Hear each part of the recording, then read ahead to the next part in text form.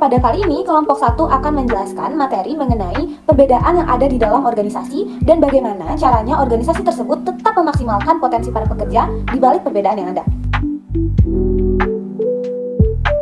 Materi pertama yaitu keragaman. Keragaman sendiri berarti kondisi yang terdapat bermacam-macam perbedaan yang dimiliki oleh setiap individu di tengah kehidupan bermasyarakat. Dalam organisasi sendiri terdapat dua tingkatan keragaman. Yang pertama yaitu keragaman level permukaan atau surface level diversity. Perbedaan-perbedaan dalam keragaman ini memiliki karakteristik yang mudah dinilai seperti jenis kelamin, ras, etnis, umur, atau kecacatan yang tidak selalu merefleksikan cara orang berpikir atau merasa, tetapi dapat memunculkan stereotip tertentu. Dalam keragaman ini, perbedaan setiap orang nampak jelas terlihat oleh individu lain. Keragaman yang kedua yaitu keragaman level dalam atau deep level diversity. Perbedaan pada level ini tidak tampak jelas karena perbedaan itu terletak pada nilai-nilai, kepribadian, dan preferensi kerja yang menjadi lebih penting secara progresif dalam menentukan kesamaan, seiring semakin mengenal orang lain dengan lebih baik. Keragaman pada tingkat ini dapat diketahui jika kita telah mengenal individu secara lebih dekat, sehingga kita dapat merasakan perbedaan sifat, sudut pandang, maupun cara berpikir dari setiap individu. Baik, selanjutnya saya akan menjelaskan tentang diskriminasi. Arti dari diskriminasi sebenarnya adalah memperhatikan perbedaan antara hal yang satu dengan hal yang lainnya, yang sebenarnya itu nggak selalu buruk. Tapi yang sering terjadi di organisasi itu adalah diskriminasi yang tidak adil. Diskriminasi yang tidak adil ini adalah memiliki penilaian kepada seseorang berdasarkan stereotip kelompok demografis mereka, seperti umur, jenis kelamin, ras, dan etnis. Diskriminasi itu sebenarnya sudah dilarang oleh hukum, tapi diskriminasi yang masih sering terjadi adalah seperti pengucilan atau ketidaksopanan. Nah, diskriminasi tersebut itu sangat susah untuk diamati dan dapat dengan mudah terjadi karena pelakunya nggak sadar tentang efek dari tindakannya, serta bentuk diskriminasi ini sulit untuk dihilangkan. Berikut beberapa dampak negatif diskriminasi yang tidak adil bagi para pekerja dan organisasi. Yang pertama, menurunnya produktivitas dan perilaku kewargaan atau citizenship behavior. Citizenship behavior itu adalah kontribusi sukarela yang melebihi standar tugasnya. Yang kedua, ada konflik-konflik negatif. Yang ketiga, meningkatnya perputaran pekerja atau turnover. Dan yang keempat, adalah calon pekerja yang memenuhi syarat dapat mengundurkan diri dari perekrutan awal dan promosi. Karakteristik biografi seperti umur, ras, disabilitas, lalu lamanya waktu bekerja menjadi salah satu perbedaan nyata yang ada di dalam suatu organisasi. Kita akan membahas mengenai umur terlebih dahulu. Umur. Para pemberi pekerja biasanya menunjukkan sikap berbeda atau khusus kepada para pekerja yang umurnya jauh lebih tua. Mereka menganggap bahwa para pekerja yang umurnya jauh lebih tua itu memiliki pengalaman yang lebih banyak, penilaian, lalu etika organisasi, dan komitmen. Namun, di sisi lain, para pekerja yang lebih tua dianggap tidak adaptif, tidak aktif terhadap perubahan, sehingga hal tersebut membuat ada sisi negatif, pandangan negatif kepada orang-orang yang umurnya jauh lebih tua. Ketika mereka mencari pekerjaan dan suatu organisasi atau perusahaan itu memiliki kualifikasi bahwa mereka menginginkan calon pekerja yang adaptif dan mudah untuk menerima perubahan-perubahan teknologi. Sehingga ketika mereka mendapatkan para pelamar dari kalangan umur yang lebih tua, itu akan mempersulit orang-orang yang umurnya jauh lebih tua tersebut. Karena ada pandangan negatif bahwa orang yang lebih tua akan kesulitan untuk mendapatkan atau melakukan perubahan yang ada. Selanjutnya, ada tanggapan bahwa orang yang jauh lebih tua itu akan lebih banyak izin, akan lebih banyak absen. Padahal riset membuktikan bahwa tidak ada kaitannya produktivitas dengan umur. Kita akan membahas dampak dari diskriminasi individu berdasarkan umur. Lebih dari 8.000 pekerja dari 128 perusahaan menemukan iklim bahwa suatu organisasi yang melakukan diskriminasi umur kepada para pekerja itu memiliki tingkat komitmen yang lebih rendah dan mempengaruhi kinerja perusahaan atau organisasi.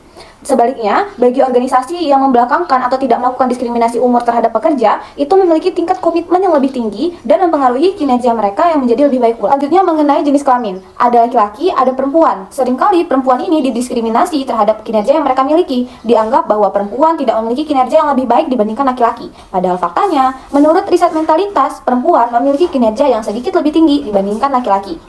Di Amerika Serikat, 60% sarjana adalah wanita. Namun, profesor ilmu pengetahuan mereka masih meragukan kemampuan sarjana dari kalangan wanita tersebut. Tak hanya itu, wanita juga sering mendapatkan gaji yang lebih kecil dan sedikit dibandingkan laki-laki untuk pekerjaan yang sama. Padahal, nyatanya tidak ada hal yang menunjukkan secara konsisten bahwa perempuan ataupun laki-laki memiliki perbedaan kinerja. Mereka tetap sama-sama memiliki kemampuan kinerja yang baik, baik di dalam hal analitis ataupun personal dan lain-lain. Hal tersebut akan memengaruhi komitmen dan kinerja seperti dari yang dibahas kita tadi, yaitu umur. Untuk organisasi tidak memiliki diskriminasi terhadap jenis kelamin, itu akan mendapatkan komitmen kerja dan kinerja yang lebih tinggi dibandingkan organisasi yang memiliki diskriminasi terhadap jenis kelamin. Ras dan etnis. Memahami stereotip tentang ras dan etnis dalam konteks organisasi sangat penting untuk menciptakan lingkungan kerja yang inklusif dan adil. Mengenali stereotip tentang ras dan etnis, yang pertama, pola klasifikasi berlebihan. Stereotip sering melibatkan generalisasi berlebihan tentang kelompok ras atau etnis tertentu. Misalnya, anggapan bahwa semua anggota kelompok tertentu memiliki sifat atau keterampilan yang sama. Yang kedua, asumsi prabentuk.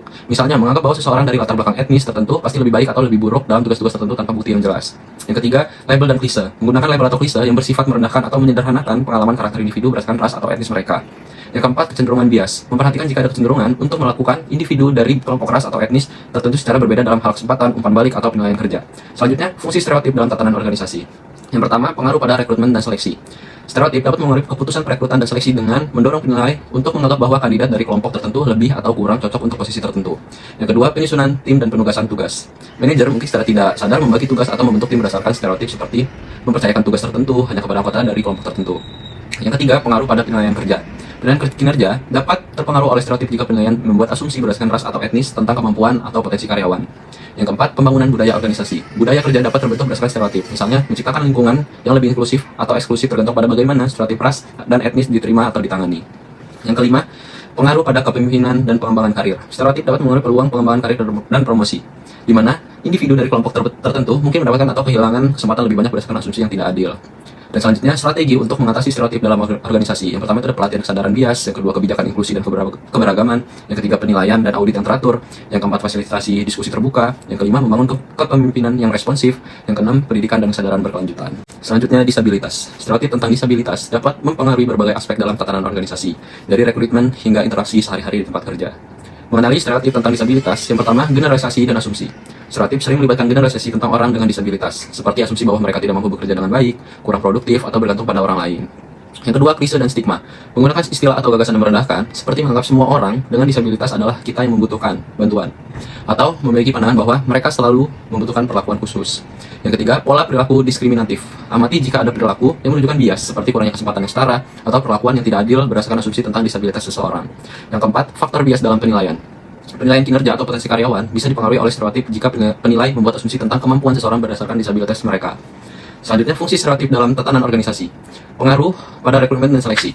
Stereotip dapat mempengaruhi keputusan perekrutan di mana pelamar dengan disabilitas mungkin dianggap kurang sesuai untuk posisi tertentu, atau perekrut mungkin enggan untuk mempertimbangkan mereka karena asumsi negatif. Yang kedua, pengaruh pada pekerjaan dan tugas. Tugas dan tanggung jawab dapat dialokasikan berdasarkan asumsi tentang apa yang seseorang dengan disabilitas bisa lakukan, bukan berdasar kemampuan atau keterampilan mereka yang sebenarnya. Yang ketiga, penilaian kinerja dan promosi. Penilaian kinerja dapat dipengaruhi oleh stereotip, di mana individu dengan disabilitas mungkin dinilai kurang memadai atau tidak diberikan kesempatan untuk promosi yang sama seperti rekan-rekan mereka. Yang keempat, kepuasan dan kesejahteraan karyawan. Karyawan disabilitas mungkin merasa terpinggirkan atau tidak dihargai jika stereotip mempengaruhi cara mereka diperlakukan di tempat kerja, yang dapat mempengaruhi kepuasan kerja dan kesejahteraan mental mereka. Yang kelima, budaya kerja dan dinamika tim. Stereotip dapat membentuk budaya organisasi di mana ketidakpahaman atau prasangka terhadap disabilitas dapat menciptakan lingkungan yang kurang inklusif dan mendukung. Selanjutnya, strategi untuk mengatasi stereotip tentang disabilitas. Yang pertama itu ada kebijakan inklusi yang kuat, yang kedua pelatihan kesadaran bias, yang ketiga penyesuaian dan akomodasi, yang keempat peningkatan kesadaran dan pendidikan, yang kelima fasilitas diskusi terbuka, yang keenam evaluasi dan audit teratur, yang ketujuh promosi kepemimpinan inklusif. Karakteristik geografis lainnya seperti masa kerja, agama, orientasi seksual, identitas kelamin, dan identitas budaya memainkan peran penting dalam perilaku organisasi. Masa kerja mencerminkan pengalaman dan loyalitas, meski bisa menyebabkan resistensi terhadap perubahan. Agama mempengaruhi nilai dan etika individu, sehingga penghargaan terhadap keragaman agama dapat menciptakan lingkungan yang inklusif. Orientasi seksual dari identitas kelamin adalah bagian penting dari identitas pribadi, dan inklusi dalam aspek ini meningkatkan kepuasan serta produktivitas karyawan. Seperti itu, identitas budaya membawa nilai dan kebiasaan dari latar belakang individu yang jika dihargai dapat mendorong kreativitas dan kerjasama tim. Baik, saya di sini akan menjelaskan tentang kemampuan intelektual. Kemampuan intelektual adalah kemampuan yang dibutuhkan untuk melakukan aktivitas mental, berpikir, penalaran, dan memecahkan masalah. Orang-orang cerdas umumnya memperoleh lebih banyak uang dan memperoleh tingkat pendidikan yang lebih tinggi. Faktor-faktor asli yang mempengaruhi serta menguji kecerdasan intelektual atau IQ adalah kontroversial. Selanjutnya ada 7 dimensi yang paling sering disebut membentuk kemampuan intelektual. Yang pertama ada kecerdasan angka, adalah kemampuan untuk melakukan aritmatika yang cepat dan akurat. Yang kedua ada kompetensi verbal, adalah kemampuan kemampuan untuk memahami apa yang dibaca atau didengar, dan hubungan antar kata. Yang ketiga ada kecepatan perseptual, adalah kemampuan untuk mengidentifikasikan kesamaan dan perbedaan visual secara cepat dan akurat. Yang keempat ada penalaran induktif, adalah kemampuan untuk mengidentifikasi urutan logis dalam sebuah masalah dan kemudian memecahkan masalah. Kelima ada penalaran deduktif, adalah kemampuan menggunakan logika dan menilai implementasi sebuah argumen. Yang keenam ada visualisasi spasial, adalah kemampuan untuk mengimajinasikan bagaimana sebuah objek terlihat jika posisinya dalam ruang diubah. Yang ketujuh ada ingatan, adalah kemampuan untuk mempertahankan dan meningkatkan pengalaman masa lalu. Selanjutnya ada materi tentang kemampuan mental general, adalah faktor kecerdasan secara keseluruhan yang dihasilkan oleh korelasi positif antara dimensi kemampuan intelektual spesifik. Bukti-bukti secara kuat menunjukkan bahwa pendapat yang membangun dan mengukur kemampuan intelektual bersifat umum pada sebuah budaya. Semakin kompleks suatu pekerjaan dalam hal memproses informasi, semakin memerlukan kecerdasan dan kemampuan verbal untuk melakukan dengan sukses saat pekerjaan bersifat rutin dan tidak banyak membutuhkan pengambilan keputusan. Kecerdasan intelektual yang tinggi tidak begitu penting untuk berkinerja baik. Baik, yang selanjutnya ada kemampuan fisik dan peran disabilitas. Kemampuan fisik atau physical ability merupakan kapasitas untuk melakukan tugas yang menuntut stamina, ketangkasan, kekuatan, dan karakteristik yang sama. Ada 9 kemampuan dasar yang dibutuhkan dalam pekerjaan tugas fisik, yaitu seperti kekuatan dinamis, kekuatan otot, kekuatan statis, kekuatan eksplosif, fleksibilitas memanjang, fleksibilitas dinamis, koordinasi tubuh, keseimbangan, dan stamina. Dan selanjutnya ada peran disabilitas. Setiap individu memiliki kemampuan berbeda yang dapat dipertimbangkan dalam membuat keputusan, sehingga peran disabilitas sangat penting untuk memformulasikan kebijakan tempat kerja yang mengakui keragaman dari sisi status disabilitas. Implementasi strategi manajemen keragaman dalam strategi membangun tenaga kerja yang inklusif harus dilakukan dengan proses rekrutmen, di mana perusahaan perlu secara aktif mencari calon karyawan dari kelompok yang kurang terwakili dengan menayangkan iklan di media relevan dan bekerjasama dengan organisasi terkait.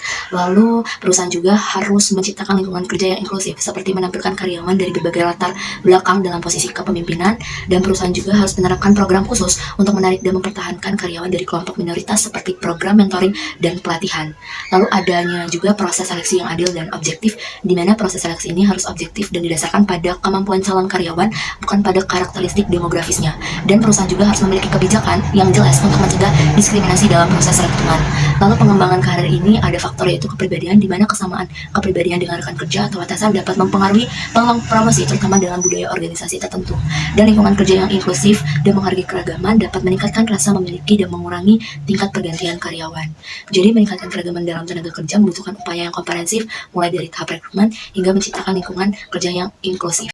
Keragaman dalam kelompok pada era modern, banyak pekerjaan yang melibatkan kerja dalam tim untuk mencapai tujuan bersama, dan keragaman dalam kelompok juga dapat menjadi aset yang berharga jika dikelola dengan baik.